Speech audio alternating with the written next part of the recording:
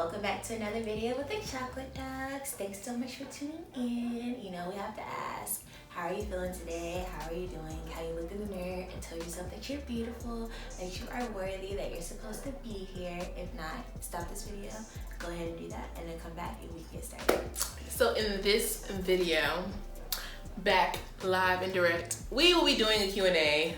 You guys submitted questions, so we'll be answering some of your questions in this video. So stay tuned. What's it like being fourth years? Wow. It feels so weird even seeing that. Mm-hmm. It's crazy. I haven't had any third years work with me yet, so I don't know how it feels. Cause it feels the same. Yeah, because we were making up third year stuff, even though like we're technically fourth years. Yeah. We just finished making up like the last of our third year rotation. So like we officially start fourth year on Monday. Then I have my acting internship and the specialty that I've chosen. Come on, specialty that I've chosen. So that one is like, it's gonna be a little tense, but you know that would be like my first real like fourth year experience because like we're acting interns, so literally like they're gonna treat us like we're first year interns. So I'll be writing progress notes. I'll be doing everything. I'll be coordinating care, like making all the calls, really like caring for patients, and I'll have my own patients. I mean, I have my own patients like as a third year, but we haven't had any third years because they just started last week. So we haven't been working with them yet. So we'll see. We'll keep y'all updated about that. But it does feel weird having people call us fourth years. And like knowing that we're fourth years and like starting our applications and like I think that's, all that stuff. That's the part. It's weird. Yeah. Like we're gonna be whole doctors next year. Definitely opening ERAS and seeing like, okay, we have a picture to submit, we have personal statements to write, we have recommendation letters. We just like y'all write personal statements and getting our applications together, like we're in the same boat now. So pretty much. So we'll definitely be doing like a series talking about like what we did throughout the whole application process, especially because it's going to be different this year with virtual interviews. So yeah, stay tuned for that series. But as far as fourth year, like she said, we really don't start till Monday, so we can't even answer until Monday. I will say though, I feel like coming back to finish up the third year rotations, I definitely was a lot more confident, more comfortable. It was like I had done this, like riding the bike. Like you go back and you're like, okay, this is a patient we have to go see. Let's get a history, do a physical. Let's talk about plan. Like that's kind of like what we had to do when what I had to do when I was going back, and it was pretty, it was pretty. I was actually nervous about that. I was like, dang, like I've been out the game like 2 months. Like, am I gonna be the same going back? Like, is my knowledge gonna be good? Like, am I gonna forget how to present and all this other stuff? And like she said, like I was actually really surprised with myself. I was like, just be smart. Like you know stuff. Your presentations are on point. Like you really have to trust the process because in the beginning, starting out third year, you don't feel like you know anything. You don't feel like you're ever going to know anything. You just feel like so behind in certain areas. Because I've always like done pretty well like with presentations and stuff. I've gotten better, of course, but like just like knowledge-wise, oh gosh, so much information. You're never gonna know all of this, but you will. Like just take it one day at a time, one rotation at a time, and you'll be surprised. Like when you look back on it, you're like, oh wow, like I've grown so much. Like, I'm actually like I can be a physician. Like so I can do this. I can only imagine when we get into residency, like looking back on intern year, for example, like how much we're gonna grow is gonna be crazy. So favorite memory from your 20s so far? So this isn't medical related. I like questions like that. Favorite memory from my 20s. I would say, this is literally coming to my mind right now, my 21st birthday. Like a memory then. But, it was a great time. I think that I had all my friends there with me, literally friends from college that I hadn't seen in so long come out to support. And we just had a really good time. Like, it was a great time. She was there. I wasn't there. Yes, you were. 22nd. Oh, I was over your 21st? 22nd birthday. 21st, I remember. Yeah, they all kind of blur together. 22nd birthday. I had new friends to celebrate with. And then, what did we do besides go out that night? It was we did the weekend. Like, I think we went out for dinner. Right after we went out that Friday, I think that Saturday we went out for dinner or something. I don't remember. I think we did something the whole weekend. Did we? I can't remember. I just know it was a really fun night. Yeah, because I think the next day because we went to Razoo's. Originally, I said spring break of 2016 because that was like when I graduated from UT, so like the spring break before I graduated from undergrad, me and like my close group of friends in college, we went to Puerto Rico, and then we went to Miami. And so I feel like that whole experience was just like one of my favorite memories. Not like a specific day or whatever, but like that whole experience, just being with your friends and like having a good time, because we always have a good time together. Yeah. But we having a good time in like a different country and then like a new city. So it was really fun. I had never been to Puerto Rico or Miami before, so it was cool just like experiencing those things. We went to like the Bacardi factory and like did like a mixology class and like making mojitos and stuff. Went to the beach and stuff. I don't know, it's just like it was a good time all around. So yeah, I feel like that was probably one of my favorite memories in my 20s. How did you choose a specialty? That's a good question. So how did we choose the specialty that we're gonna? So we're gonna have a separate video after we match. That's what we're gonna tell y'all the specialty we chose.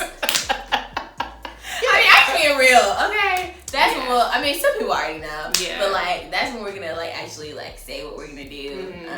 Because I will say it's not what we came into medical school wanting to do.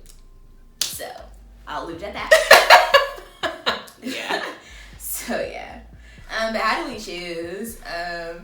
Me, I was running. She was.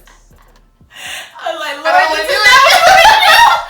I don't want to do it. No. And then God was like, girl, if you don't do it, you can go over here. What's wrong with you? So yeah, I just had to realize that like that was the rotation that I liked the most. That is what was always on my mind and what I talked the most about. And then having people around you who are like, yes, just because you get the most excited when this topic comes up. Like, this is what you need to do.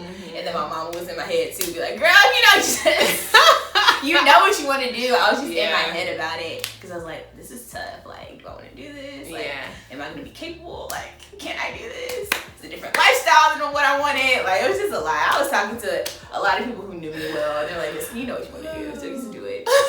But yeah, 100%. I was one of those people. I'm like, girl, what's up? For me, I didn't know about the specialty.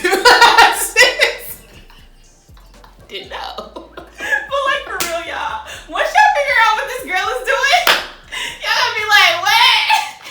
How? Where? When did this come up? Wherefore? Because what I went in to medical school thinking I was going to do is completely different. And I don't necessarily think I was running from it. I actually ran into it. Okay? She was running away from the other specialties. Like, nah, man. I was running away from a lot of stuff. And then I just stumbled upon a blessing. You feel me? That's how God works. Okay? Because when I tell you, I felt like at peace when I made the decision, and like a lot of things started falling into place a lot more easily for me. It was, it was divine intervention, some would say. So yeah, we'll definitely talk about more about why and how those things. Especially for her, like being so late in the game with her. Yes. She'll really give you the game. She put in work. Like, honestly, I was like, go ahead, sis. But drop your guesses in the description box. I mean, in the comments below. I want to see what y'all think. We're not going to confirm or deny any of those things, but we want to know what y'all think we would be best fit to do. So yeah. Okay, next question. We'll have next year, y'all will be getting a lot of videos. Honestly, probably the end of this year because we're gonna have a lot more time.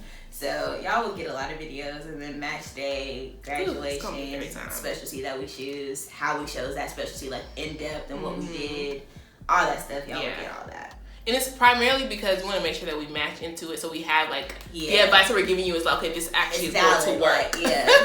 So yeah. Application cycle, biggest tip for a successful one. So I guess this is maybe like med school applications. Maybe. I'm not sure. It doesn't specify. I think it said application cycle. Okay, we can start off with our pre-med students, right? So things to do or things like advice or anything like that? It said biggest tip for a successful one. Biggest tip. I think we talked about this in the other videos, but you were here now. Definitely make sure your application is well-rounded. My score wasn't that great, or my numbers, my MCAT score wasn't that great, but it was like average. My GPA was a little bit above average. I think everything else on my application kind of made up for the fact that my numbing weren't so popping or whatever. Yeah, same. I got Yeah, my MCAT score was definitely like, it's not, because the average now is higher for the MCAT than it was when we applied. Yeah. And mine was like not near there. It was like in the lower 500s. And then my GPA was like a 3.7 or something like that, so it was like on the higher end. I guess it wasn't a 4.0. And then my letters are really good because I know a lot in my medical school interviews. They asked me a lot about my letters, so I feel like that really helped me. And then I was involved in a lot of things. I had leadership roles. I was working as well, so I had that experience. I was like a peer mentor. So I had a lot of extracurricular activities, and then I had some research too. So like she said, just being a well-rounded applicant, because I had shadowing, like I had clinical experience, but I didn't have a lot. So I made sure that I volunteered a lot, or I had like volunteering in like a medical or hospital setting to offset my limited shadowing experience. And then she had scribing, so that was really good.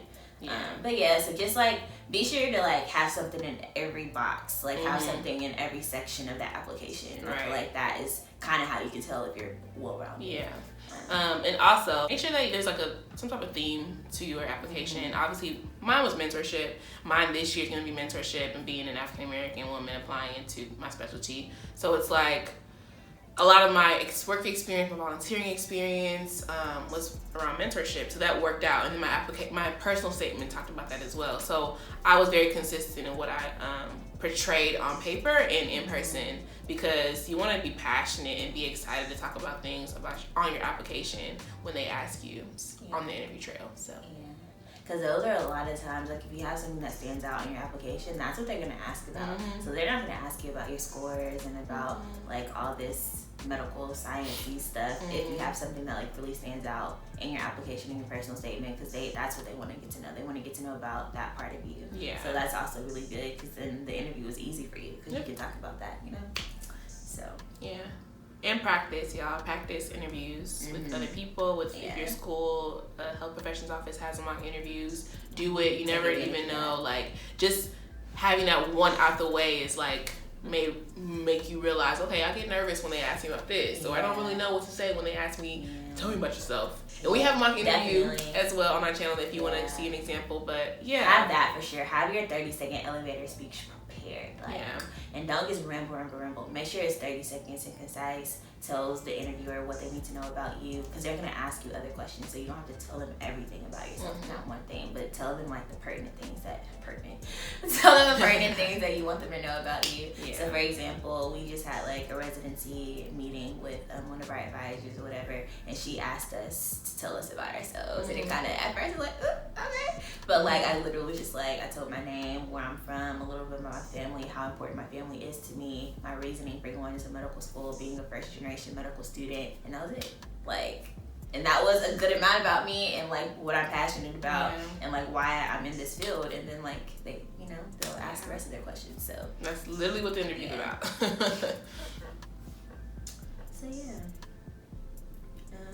So yeah, there's not just one tip. I guess the one tip will be just be well-rounded. What's in your white coats as MS4s? I don't wear white coats. We don't wear white coats. That's why that video probably wasn't gonna work. We don't wear white coats. We don't wear white coats anymore.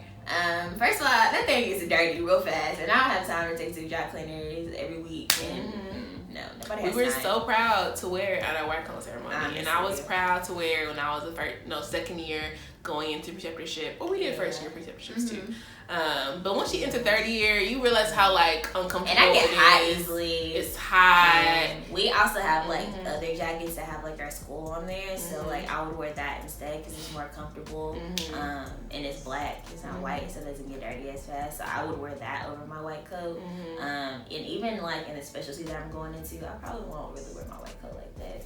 So I definitely won't. I will not be. You definitely won't. So yeah. So yeah, but if I did wear my white coat, I'll say what's in my like my pockets and my scrubs or whatever. It's literally like a pen.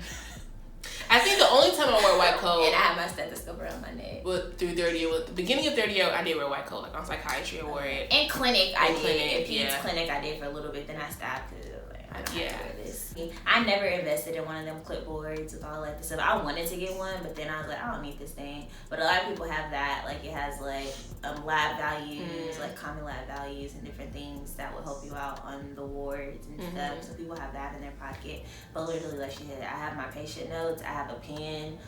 If I was on neuro, I had like my reflex hammer and stuff, or like a pen light. But honestly, if I don't have a pen light, I'll use my phone. Yeah, that's what I do too. So I feel like we're now transitioning really into like having that like intern resident mindset, because we don't really carry much on us. Yeah, our pockets aren't really full. You don't want to carry. You don't want your pockets to be heavy and weighed down. Because when you need to get something, like you're gonna be doing all this, falling out and stuff like that. And then you're just all over the place. And you look a mess. You don't look professional in front of your patient. Like, it's just a mess. And then that's gonna make you even more nervous. So, just... Ooh, can you imagine? You look for a pen light, you got your reflex hammer hop out, your tuning fork hop out. That's a lot. So I would say don't stuff your pockets and stuff. Only bring what you need. Like, you don't need much, honestly. But some people put food, protein bars and stuff depending on the rotation they're on. You can do that. I never had to. Thank God I never had to. I would bring them like in my purse or in like my backpack that I had, but I would have time to like go and grab that and eat it if I needed to. Because I personally don't want to eat in the hospital. I'd rather eat especially when I'm in the going team on now, room. you can't even do that. So. I'd rather eat in the team room. So how should I approach the personal statements? I responded to you in our DMs, but we have a video on that. A personal statement, explain why you want to pursue medicine, have experiences and evidence to support that passion, and be yourself. Talk about yourself. Don't talk about other people. Ooh, yes. Is it looked down upon if I don't have many clinical hours? You should have some. You should have a decent amount, because you want to be seen as someone who didn't just have this desire to go to medical school without never pursued it. You know what I mean? That's what it looks like on an application. And I responded to this as well. Yeah, so make sure you have some type of medical experience, because you need to know if you can do it. You need to be exposed to it to know if you really like it. It's the same reason why people are scared when they're choosing a specialty. It's like, if you don't have enough time in that specialty, you need to gain more exposure to it. Because it's all about, you can want to do something, but how do you know that you want to do something if you never experienced it? So you need to have some kind of experience to back up what you want to do. Exactly. Should I buy the books from Kaplan Princeton or take a course? That also depends on the type of person that you are. I think I've answered a similar question to this as well. But yeah, it depends on if you need that discipline, do you need that structure? If so, take a course. If not, then if you can't study on your own, then you can just buy the books and do self-study. But some people need that structure. Some people won't be able to study and perform well if they don't physically go to a class and have somebody teaching them. And so if you're that type of person, then you should seek out doing a course, even though it's more expensive. But I agree. Would you recommend applying for medical school with no shadowing, or is it best to just take a gap year? You don't necessarily have to shadow. You can get medical experience without shadowing. So I was a scribe, and I shadowed, but the scribing experience for me was way more thorough because I was literally there doing that for a year. Some people are EMTs, some people are MAs, some people volunteer in a hospital in a certain capacity. So I don't know. I feel like if you have medical experience in other ways or clinical experience in other ways, then you don't necessarily have to shadow. But then again, I would ask you, okay, so which physicians are you getting to do rec letters for you? Because I think you should have at least one physician that's going to do a rec letter for you. And most people get some type of physician to write for them if they shadow them. That's like a common way to do it. It's not the only way, but it's a common way. I didn't have a physician letter, but it's definitely, if you're shadowing somebody for a long period of time, you should definitely get a letter for you. But I didn't have a lot of shadowing, but I did have other medical clinical experiences, so that helped me. So you kind of mentioned in the previous question, if you don't have any medical clinical experience, then I think it is wise to take a gap year. But this is, I don't know, I need more information from this question, because I need to know more about what you have done, what you haven't done, your scores and all that other stuff to actually give you a solid answer, because taking a gap year is a big decision. So I would need to know more, but shadowing isn't a deal breaker, but you do need to have some type of medical clinical experience. How did you decide medicine was the right healthcare path for you? Adore you both. Oh, thanks. We adore you as well. Medicine. I knew medicine was for me because I actually enjoyed talking to patients and like just being in healthcare. Like being in the hospital was something that kind of felt natural to me. Or I guess I should say clinic, because that's my first exposure was in the clinic. And then my parents kind of placed me in like my high school was kind of medical or healthcare related, and that's kind of what I was exposed to early on. So that's kind of what I stuck to. Other career paths didn't really interest me as much as medicine did. It just made the most sense, honestly. And then once I got into getting more exposed to it, I was like, yeah, for sure, I can definitely do this. I see myself in that position where, you know, there's autonomy and you're the leader of a whole team and you're making decisions and you know, are just, I don't know, you're competent, and I don't know, I think we need more of us in this field anyway, so why not infiltrate, girl? Yeah. We have a video that we talked about why medicine, but yeah, it's mainly for the same reasons. One of the main reasons I decided to do medicine was like because of health disparities and things I had seen in like my family members, and like them not getting the proper treatment and care that they deserve to get, and not having like the access that they deserve to healthcare. So that was like one of my first experiences with medicine. I never wanted to be a dentist. I never wanted to like do any other like, especially I would never want to be like a nurse or an NP. I really didn't even know all of the options in healthcare that they have. That's to be completely honest, I just knew doctors and nurses. I didn't know all the in between. And I like leadership. I like to be in charge. I like to be the one, you know, making decisions, and I like to be a leader. So that's why I chose to be a physician, because I feel like in other healthcare specialties, you're not the one making like the final decisions. Yeah. So, yeah. That's me. That was the last question. Oh. Okay.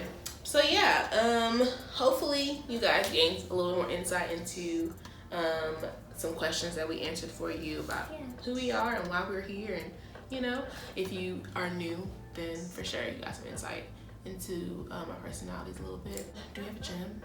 Just be unapologetically yourself, honestly.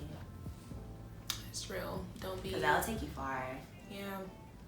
People can see authenticity through and through, and most people enjoy that, especially if you're a good person or like you're a genuinely nice spirit. Like that speaks volumes. So. Yeah, be yourself. And it sounds so cliche, but honestly, like in all areas of life, in all aspects, because we have like interviewing and stuff coming up, and like applications and stuff, and literally like just be yourself. You don't have to be anybody else. You know, because when you try to be somebody that you're not, that's when stuff goes left. Yeah.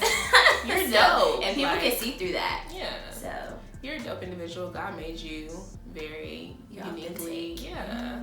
There's something special about you. Don't try to mimic anybody else. Because when you go home it's and draining. Take off that mask, it's like, okay. It's so draining.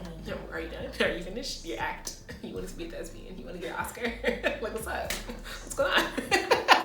Stay blessed. Wear a mask, y'all.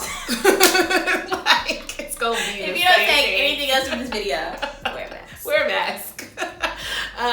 I'm sure when y'all see this video, it's still going to be running rampant. COVID going to be taking lives. Like, comment, share, subscribe, share. And then share again. And we will see you in our next video. Bye, y'all. Bye.